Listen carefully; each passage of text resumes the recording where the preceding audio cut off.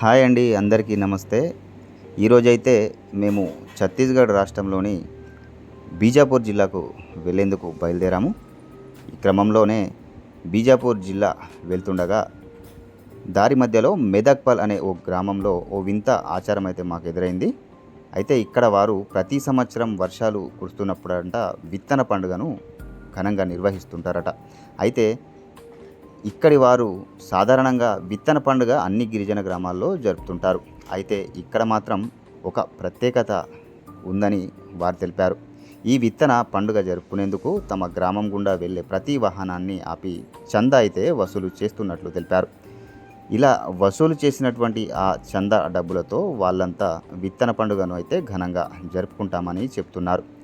ఎలాంటి డిమాండ్ లేకుండా ఎవరికి తోచినంత వారు ఇవ్వమని అడుగుతారు. వచ్చిన డబ్బులతో గ్రామ సమీపంలోని దేవతకు మొక్కులు చెల్లించి గ్రామస్తులంతా వనభోజనాలకు వెళ్తామని అయితే అక్కడ వారు చెప్తున్నారు.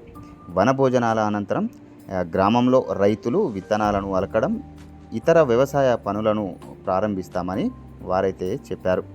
గ్రామంలోని ఓ తెలుగు తెలిసిన వ్యక్తి మాట్లాడగా ఈ విషయాలను ఆయన చెప్పడం జరిగింది.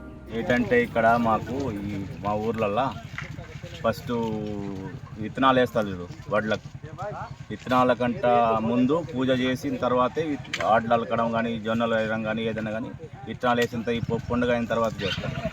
ఈ పండుగ రోజు ఏదైనా ఈ వాహనాలని ఆపి 5 రూపాయలు 10 రూపాయలు ఎంతో వాళ్ళు ఇష్టంగా ఇస్తే తీసుకొని వాటితోటి మళ్ళీ అక్కడ పూజ చేస్తారు. అక్కడే ఇక అన్నాలకి ఇంత అండుకొని ఊర్లో అక్కడ తిని తర్వాత రేపటి నుంచి వడ్లు అలుకుడు స్టార్ట్ అవుతుంది.